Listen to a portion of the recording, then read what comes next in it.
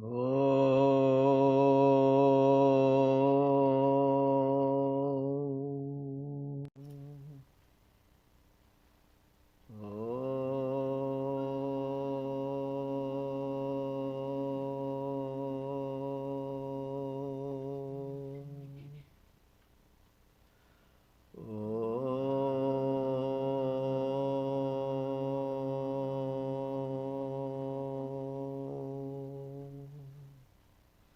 Sahana vavatu, sahano bhunaktu, sahaviryam karava tejasvinavadhitamastu ma vidvishavahai.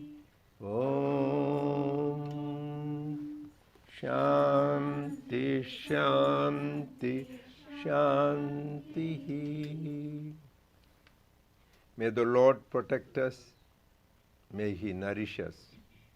May we acquire the capacity to study and understand the scriptures.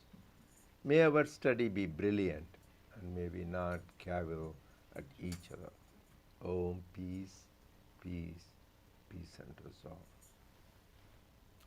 Dear brothers and sisters, loving Sai Ram to everyone. We welcome everyone for the satsang of the Sri Sathya Sai Baba Center of Arcadia. We are doing the study circle on Gita Vahini, and we are doing the chapter 2, the Sankhya Yoga, which we are up to the sloka 62. So last 2 weeks we have been talking about what Lord Krishna is telling, who is the Stithaprajna.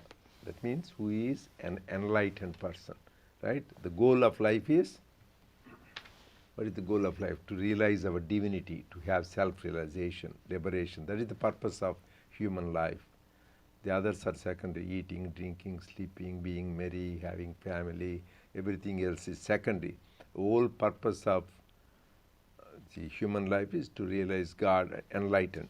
So he is asking, Arjuna has a question, who is that enlightened man? So like a good, sincere spiritual seeker, it is called Pariprashna. He is asking not for curiosity but with sincerity.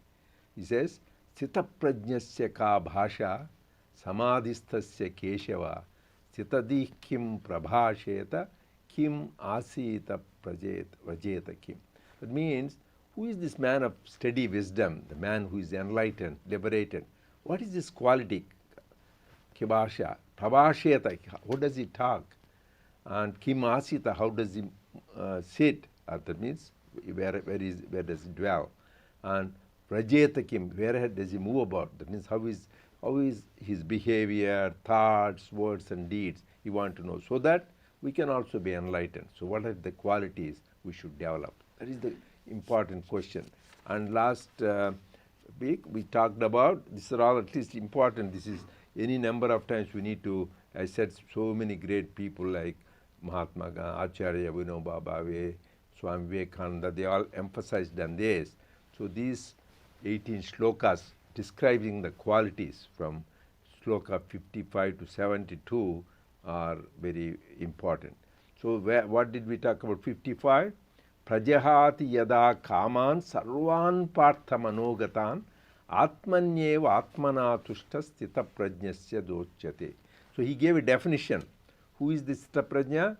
He says, so it is not easy. Prajahati yada kaman sarvan partha manogatan. Partha, the son of Prithu, he says, all the desires, he says you should control, and he is, then if you control, then you will get bored, right? So, but he is Atmanyeva Atmanatushta.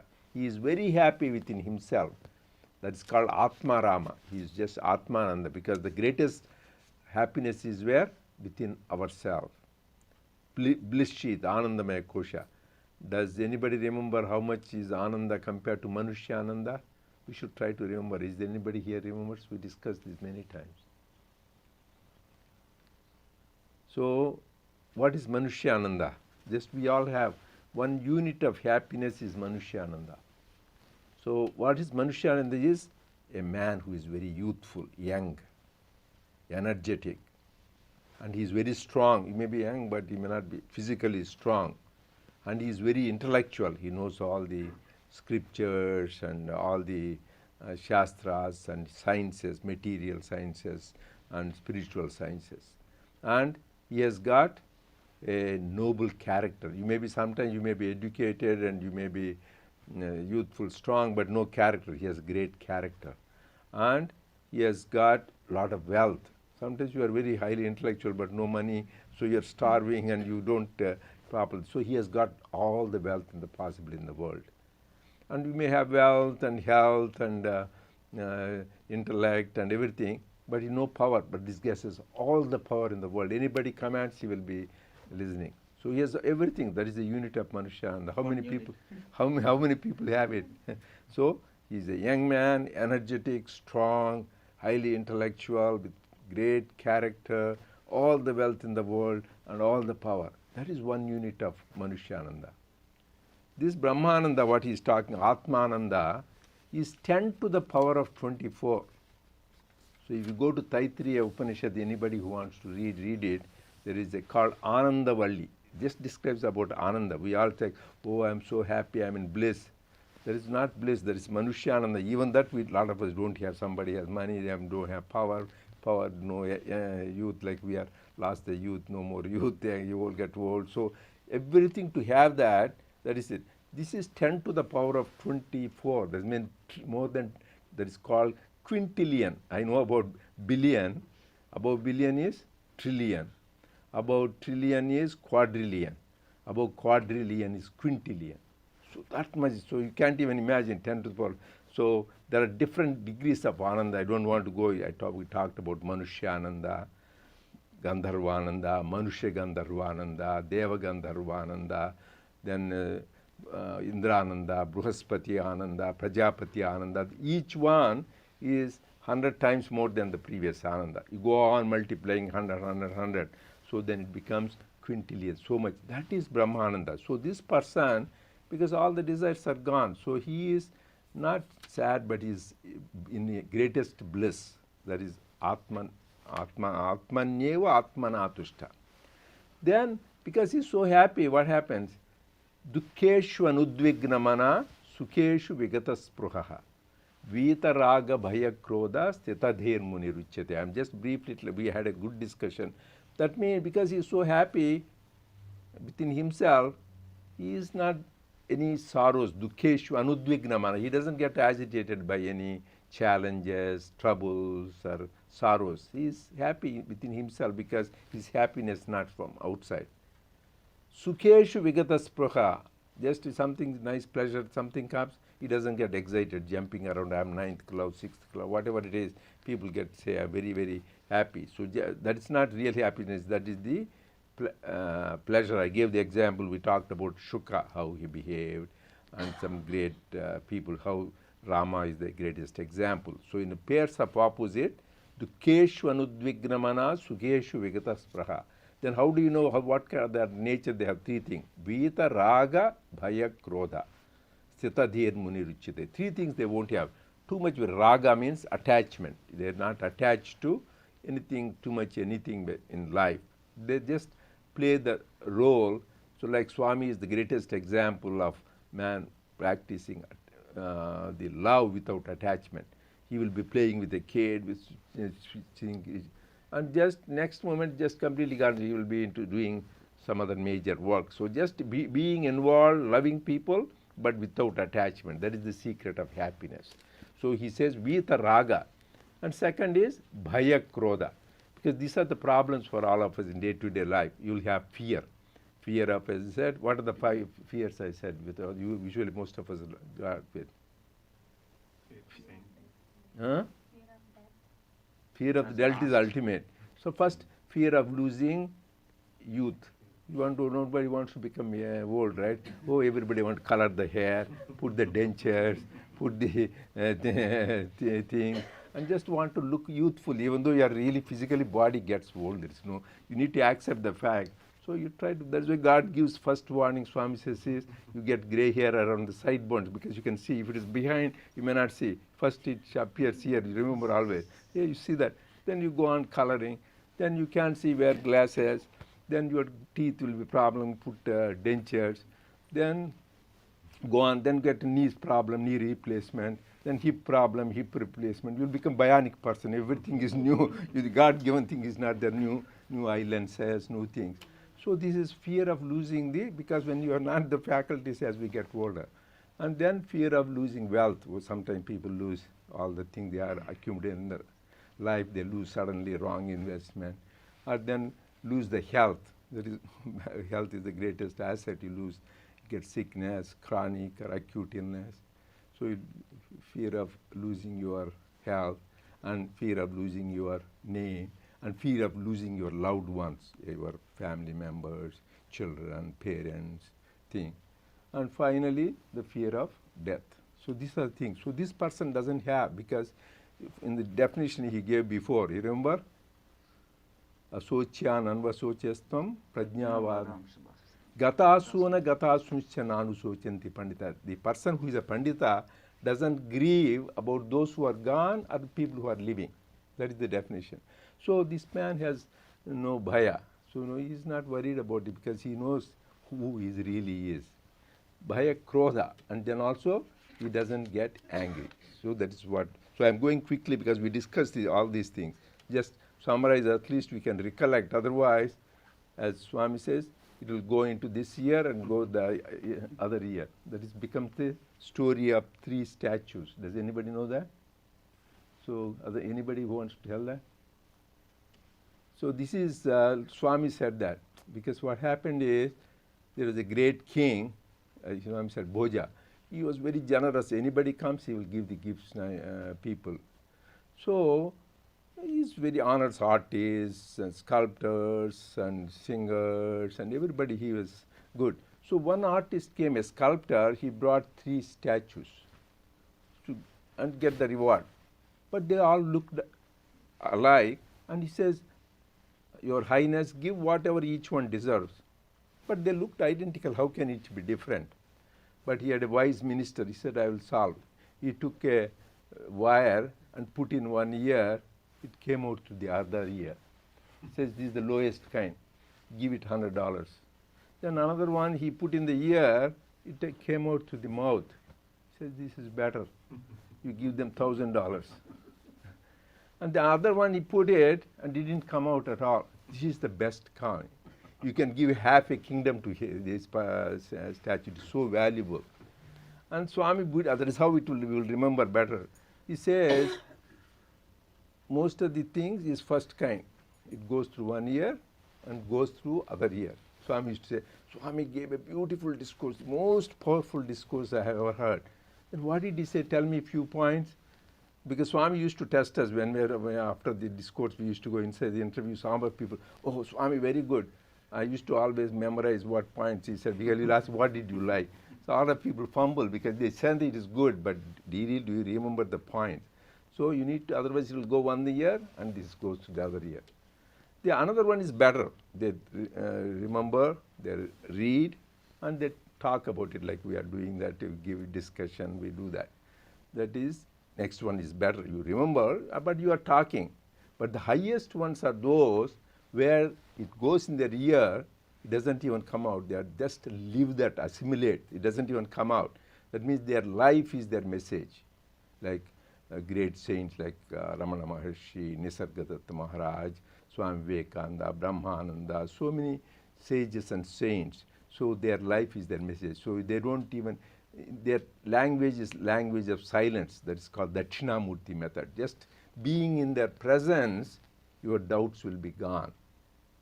So that is the method. So this is what the thing is. We need to remember and recollect. That's why the whole thing in spirituality we talked of Shravanam, Mananam, Nididhyasanam. So just at least we need to give each time. That's why I'm recollecting what we talked about. At least try to study in between and just recollect. That will be good. Vita Raga Bhaya Krodha Sthitadhir Muni Ruchyate. And then next one, 57. Yassarvatra anabhisnehas tatat prapya shubha shubham na abhinandati nadveshti tasya prajna pratishtita. Sarvatra anabhisneha, he is never getting entangled in anything. Anabhisneha means he acts as if he is doing work. Like Janaka, he says he ruled a kingdom, that's why he is called Videha, but he was never attached into the things. So you need to be act, as Swami says, head in the forest, hands in the society.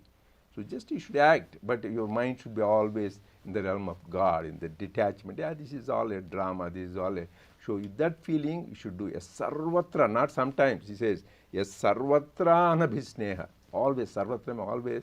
Tattat prapya shubha shubham. In life always will be good and bad. Both things, this is always is not entangled.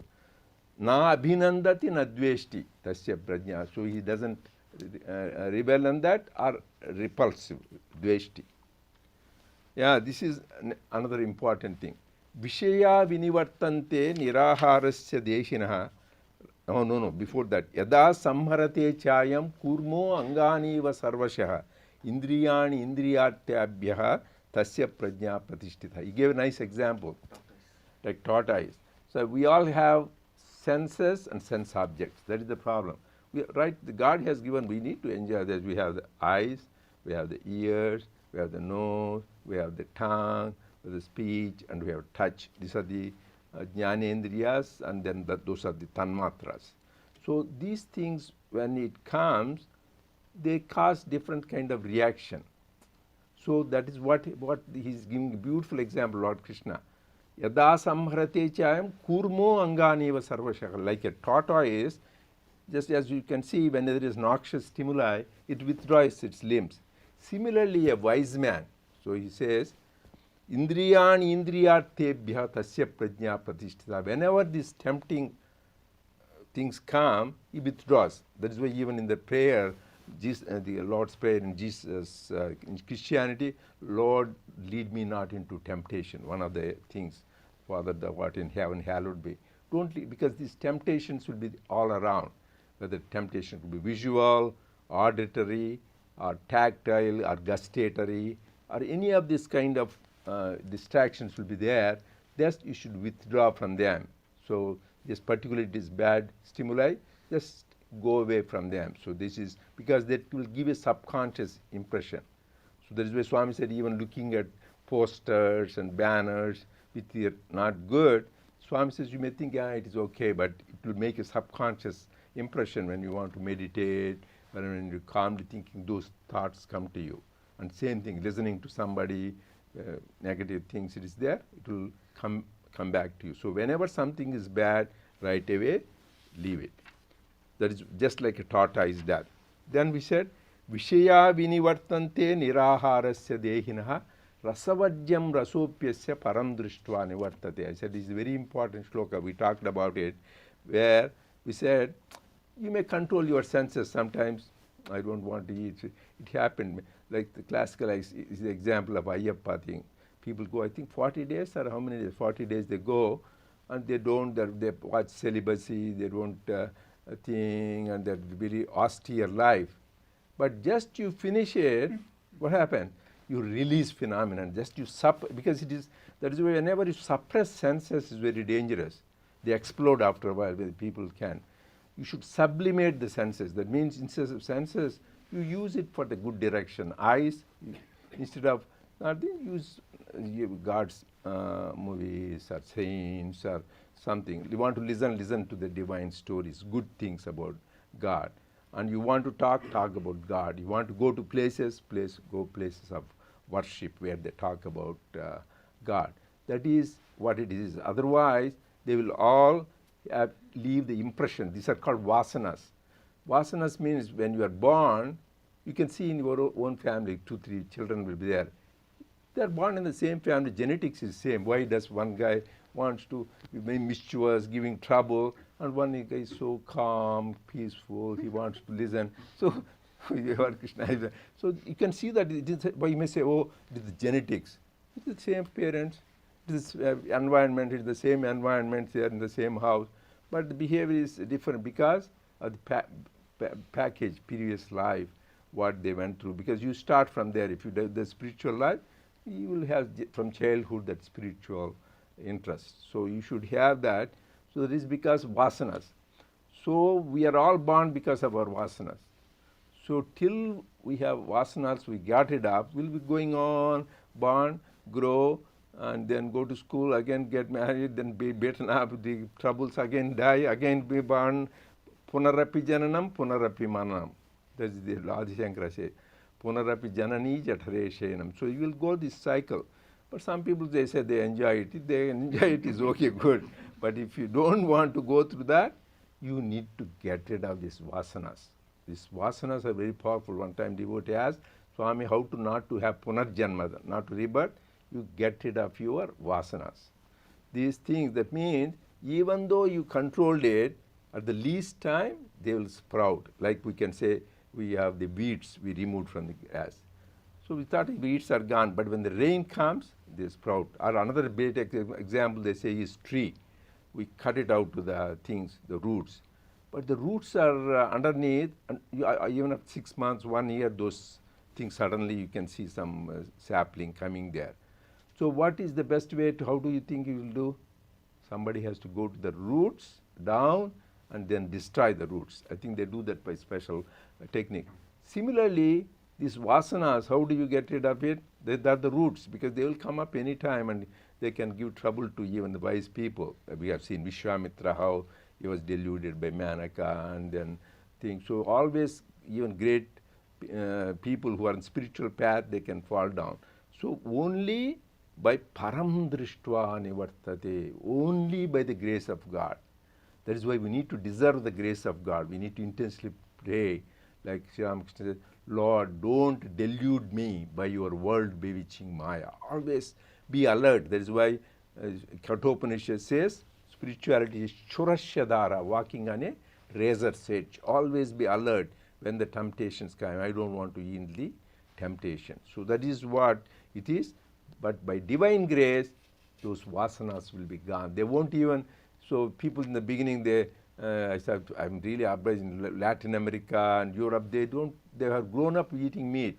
But once they take to Swami's name, they never even touch the thing. So this is not available. I went to Argentina, Russia, but they are completely vegetarian. They think how, and they said they don't even feel the interest to have that. Sometimes we suppress and do that. People have that craving. Some people inside it comes, but some people, by God's grace, you completely get rid of that. That is called hankering. You outside you control, but inside you will be thinking. It is so that they are called, Lord Krishna says later on, they are called mithyacharas. So they control outside, but inside they are thinking that is worse, because whatever your mind is enjoying, that is what you will get. So you should, even though you should stay away from the thing, your mind, to that you enjoy, you will get better. Actually, Sri Ramakrishna gave a beautiful parable. There were two people there across, and then one person was very highly spiritual person. He used to do yoga, sadhana, and people used to come and used to give upadesha to them. And there was across, there was a lady, fallen woman, bad things and people, not good character. So then this lady used to think all the time, my God, how great that saintly man is always thinking about God. What a lucky my life is like that. Why did I spoil like this? So always thinking about God. And then this man was always thinking, see, that lady is bad, those people are going there, this many people. His mind was there. So Sri Ramakrishna says after their death, so that man was taken to hell and this lady was taken to heaven. He says, that is not fair, I'm all my life.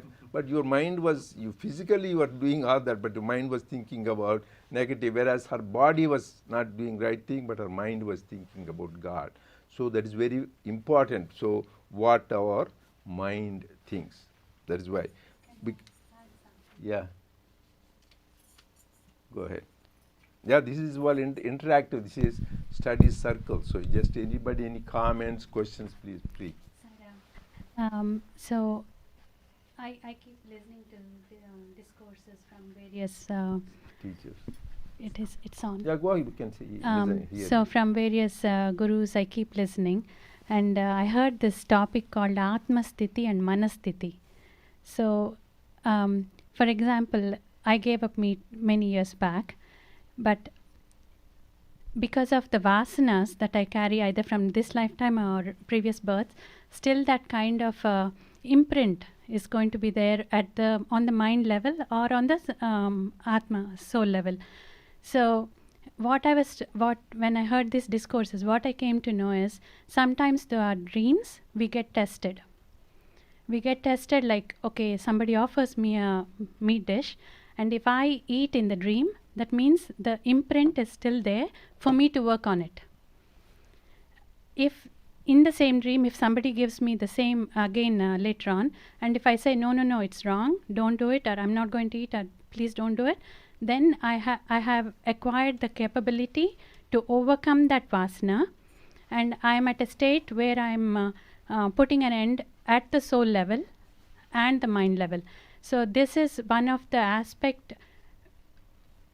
We are all evolving as we day to day, right? But the spiritual tests come in the form of dreams for us to grow, which will point us what we need to work on. So yeah, so good. Somebody gets a dream as a test is good, but everybody doesn't get warning. So, but that is a good state. Even in dream, you are not tempted. That is good, because if you first stage is physically don't get tempted. Physically itself, I have seen some friends who said suddenly they were liking some chicken before and they gave it up. Suddenly when they see that, oh my God, I wish it. And some people I've seen gone back again, they eat because they away up to 15 years. Because that is the craving is so much they do. But there are people after a while they control, they don't even think about in this dream. So if really even in the dream you can refuse, that means you don't have any subconscious impression. But anyway, that Atma is a very tender thing. So Atma, as we said, it has never born, never dies, it won't be cut, it won't be burned, it won't be wet, it won't be killed, it won't kill, and it has no vasanas. It doesn't have anything. Atma is pure, you should remember. But the Atma they are talking about is Manas, because Atma is used in a different context. Atma as the self, big self, is pure, it has nothing, it is Niranjana, Nirvikalpa, Nirava. But Atma as Manas, that means mind, Atma, people use in many terms. They said, oh, he did Atma Hatya. What does Atma Hatya mean? He really killed the body. You can't kill Atma, we said, by definition, Atma you cannot kill. And then says Atma Samya Yogam. Atma means their mind. So you can, different context, different, the real Atma is the ultimately the supreme self, which is beyond that. But sometimes these teachers, people use Atma as the body, Atma as the mind. So that is in those stages you get the impressions. but uncle, one more thing I just want to say. Even though, let's say I'm a vegetarian, if my thoughts are not pure and if my thoughts are not sattvic, then I'm causing a damage at a different level than the physical damage that somebody may be a non-vegetarian, but they may be really sattvic in their thoughts. Okay, that is why let us say everything is, you need to go carefully study. People take literally, I see one of my friends was there. He was so much vegetarian. He's a Westerner, he's an Italian. So some of you, Krishna knows, and even Hari knows. So he had a gas stove. Stove is closed completely. His sister came to make coffee. There's nothing because he just eats only grass. Literally, he goes wheat grass. He eats that and makes the juice of that, and he used to drink. Then after a while, release phenomenon came. Then he started eating pasta and all that. So food is, one is what we eat to the mouth. But Swami says more important food, what you get through the senses. What to the eyes, that is the food for the eyes. What you hear, there is the food which goes to the ears. And what you smell is the food you go through the nose. And what you taste is the one which goes through the tongue. And what you touch, so all these things is the food. Food is only we think about what we eat. There is one food. But any input you get through any of the senses is food. And all of it will have impressions on the mind. All of them. And to think that Sattvic food, because our Guru and God, Swami says, three basic things. Everybody remembers what you should be Swami's thing. Number one, you should be a vegetarian, don't eat meat, because it gives rajasic vibration. Second is no alcohol, you should not drink alcohol. Third, no smoking, you should not smoke. Fourth, no gambling. He told in Guru Purnima discourse. So somebody said, oh, gambling, he doesn't go to Las Vegas, I don't play cards, it's not. Somebody said, but I play commodities. In stock market, they say there is a commodity, they speculate. You do that in speculation. That is also is gambling. That means you are trying to get easy money. Anything which is easy money you want to get, there is also gambling. So these four fundamental things nobody should do. But you cannot say somebody is eating meat is not spiritual. There are so many spiritual people who eat like Christians. They all eat meat. There are so many Christian mystics are there, Christian saints are there, and there are the same thing is Muslim. There are so many Muslim Sufi saints are there.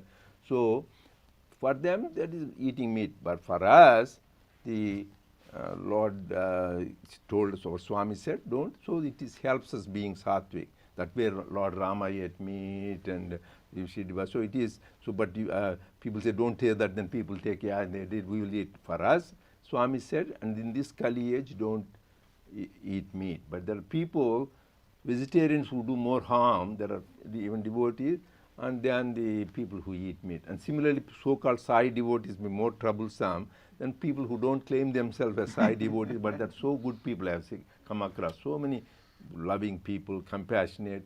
So you can't label who is there, but vegetarianism is helpful. But more important is your thoughts, words, and deeds. If you talk vegetarian, but you are thinking bad thoughts, or using bad words, then there is no use. This is supposed to help the thing. But vegetarian by itself, it won't take you to God. There are so many. Swami says these are sparrows. They are vegetarian, and then elephant. There are rabbits. So all the vegetarian is doesn't. And they say Swami says lion. It eats meat, but it's only so much control of the senses. So vegetarianism is helpful, but don't become a food faddist, because sometimes people are so much involved that write so many books about vegetarian, vegan, gluten-free, and organic food, this. And I said, don't waste life in just those things. So just eat reasonably good. Main thing is food, sattvic. That means don't have. And then moderation in food. Is it necessary? Just eat small amount. And just offer, and all that you cannot do. We talked about it again. I don't want to go diet. First, is it necessary? Don't. If not hungry, don't go on eating, because sometimes even the food is there. We are on seafood diet. We see the food and we want to eat. So just only when you are hungry you eat, and then eat in moderation. That is important. And eat sattvic food, and make sure you try to eat at home as much as possible. When you eat outside, the vibrations you have no control. Who is cooking the food? Who is serving the food? All those vibrations we think lightly. They all influence the food we eat. That is why people minimize eating outside. That is Swami very clearly said, as much as possible, you try to. He had so many stories. He said how eating certain bad foods. One saint who went to somebody's house and he ate there, and he just stole the spoon from their house and put it in pocket. Then he realized what happened. There was a girl, servant who serves. She has a habit of stealing. So she served, and this man is so pure, he was influenced by that. So you should be careful. But sometimes we have no control with somebody invites someplace. What can you do? Then food prayer, Brahmarpanam. That will try to get on Gayatri. These two will get rid of all those negative things from the effect of the food. So that is the... That's a question.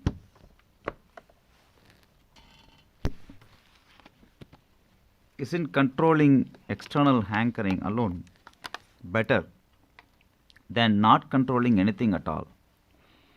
I ask because if a person is not able to overcome hankering, she might feel, let me as well indulge completely. No. That's a very, very important question. Actually, one of the commenters I'm reading, that is wrong. That is called misinterpretation of Vedanta. First basic thing is control of the senses. That is what we talked about. Yatatohepi kaunteya purushasya vipaschata indriyani pramadhini haranti prasabam manaha.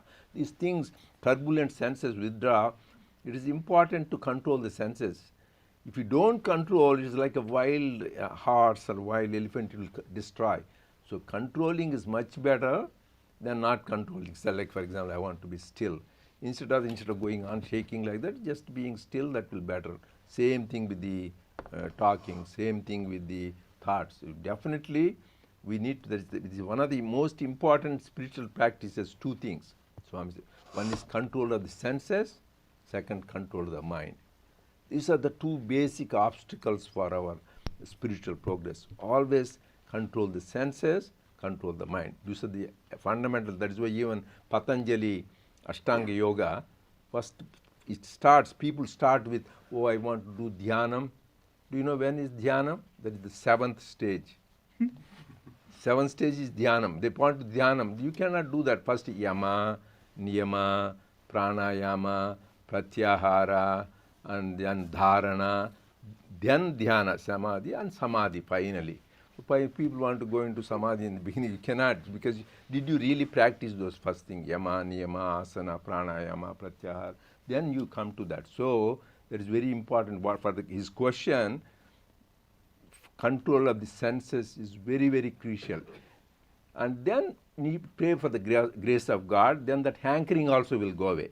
But at least in the beginning, you try to control the senses. That is very, very important. In answer to the question, sense control practice is very important. Even when we did the Sutra Vahini, do you remember? Athato Brahma Jijnasa. Does anybody know what we talked about there? Athato Brahma Jijnasa. We talked about the first qualification to have Brahma Jnana is to have those Viveka, Vairagya, Mumuksha, Shat Sampatti. Shat Sampatti means 6 qualities, and one of them is Yama, Niyama, and all those things, Tichishya, Samadhana, and all that. So you need to have the sense control is very important. That is the question he had. Yes. One more question too. How does vasanas form? Is it with deep attachment and or with deep aversion, or brooding vasanas form?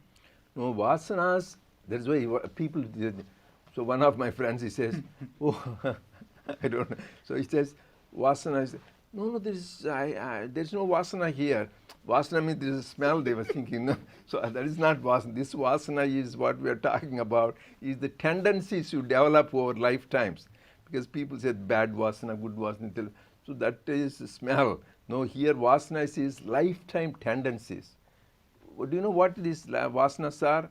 It is just our repeated habits. That is why you need to have. Let me tell you an example.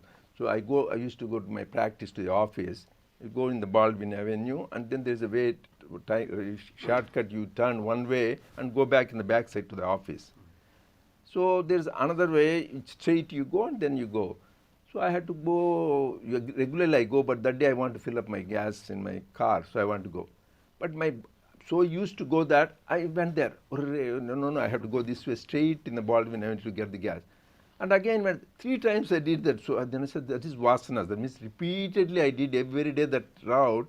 Automatically, your mind goes the same route without your knowledge. Same thing, in spirituality, we need to develop habits. Regularly, I will get up in Brahma Muhurtam, and then I will do some japa.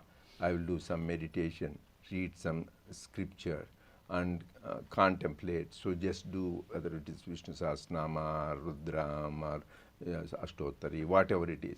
Just you go on doing, and then lunch. Then repeatedly you go on doing this, then that becomes what is character? That man is a noble character. What is the character? Swami says, you sow a thought, it becomes an act, right? You go and think, I will go and do that. That becomes an act. And sow an act, and it becomes a habit. Just you go on doing the same thing, that will become habit. That person has good habits. That means he gets up in the morning, he does discipline, he comes on time, he does. So because he acts repeatedly, he does that. And sow a habit, and you reap a character. Oh, that is the character. And sow a character, and you reap destiny. So, oh, he had a bad destiny, nothing, but we are responsible. The whole sequence, your thought, then it leads to the words and deeds, and then it becomes your habits, then it becomes your character, and then destiny.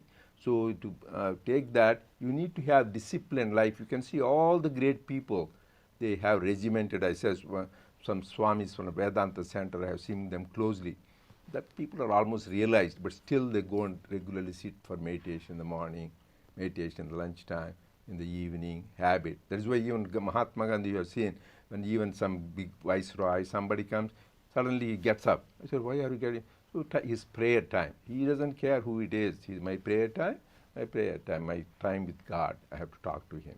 So just you have to have the disciplined life. That even when he went at the time of his death, he was in the prayer session. So you need to have a regular disciplined life. That is what is vasanas. Vasanas is nothing but repeated habits which becomes our ingrained nature. And so if you have bad habits, you have to undo the whole thing. So you have bad habit of not letting late or something, then you should try to make come a thing, or you have practice of meditation. So you need to do like that. That is what how to undo the vasanas. And finally, grace of God. Grace of God can burn away mountain full of vasanas. That is the ultimate, that is the greatest power. You have seen so many people who are even bad, they can completely get transformed because of the grace of God. That is the another thing. Yatatohyapi kaunteya purushasya vipaschitaha indriyani pramadhini harantam prasabam manaha. He says even a wise man, vipaschita means he is telling not an ordinary thing. Indriyani pramadhini haranti prasabam manaha. Even for a wise man, these turbulent senses haranti, they mean they steal the mind. They steal the mind. That is why they are so powerful. Even for a great man who is thinking he is controlled, so just when his senses come, it steals it. But we should have the one who steals. If you have it, they cannot steal you. Who is that? We sing this bhajan. Chitta Chora Yashoda Keba. So that you get the Chitta Chora who steals the mind, because it is with God, these things cannot do anything. So you should go to a Chitta Chora so that these senses cannot steal you. Indriyani pramadhini. That's what God himself is telling. Even for a wise man, he is warning Lord Krishna, hey, don't think they are very powerful and turbulent. They will steal you. They will steal your mind. That is why he says, 61, Tani sarvani samyamya yuktam asita matparaha vashehi yashyendriyani tasya prajna pratishtita. So that is why you need to establish yourself in God. As we said, we are more in God, these things cannot attack you. So once you are with them, these senses, Swami said another beautiful example. You go to somebody's house, there are Alsatian dogs, 2-3 dogs, barking and all that. So, and you didn't know what to go. These are these bad, negative things, senses. So you see your friend who is the owner. So he says, then as soon as he tells the dogs, hey, keep quiet, then they keep quiet. So once you have friendship with the landlord who is God, then these things cannot do anything. Similarly, you hold on to God, all these negative tendencies, senses cannot affect you. So that is the main thing. So next one, we didn't start whatever I gave the prelude. This is all of you, I need to read next week, we'll dilate. This is the most important. Sloka 62 and Sloka 63. This is Lord Krishna beautiful, how he analyzes. Dhyayato vishayan pumsas sangyatsteshu upajayate. Sangat sanjayate kamaha, kamat krodho vijayate. Krodhat bhavati sammohat, sammohat smriti vibhramaha. Smriti bhramshat buddhinasho, buddhinashat pranashyati. Beautiful. How he analyzes why does the desire come? And what happens because we have a desire? And what is the ultimate end? This is because we all have desires. Because man minus desire is equal to God. So because we have question, he says, why does desire come? So read it. Dhyayato vishan. You get interested in certain objects, then you get attachment. Once you get that, dhyayato vishayan pumsas sangastu, then you interest, then sangastoupajayate kamaha, then desire comes. Kama, once you get desire, krodho vijayate. If it doesn't get, you get anger. Krodho vijayate, krodhat bhavati sammoha, then you get deluded. Sammohat smriti vibhramaha, then your memory is gone. Smriti bhramshat buddhinasho, your intellect discrimination is gone. buddhinashat pranashat. Even quickly, we'll talk next week more detail. So please read that, contemplate on that. This is very practical thing for a spiritual seeker, this particular 62 and 63. Okay, so we'll continue next week. Zaira.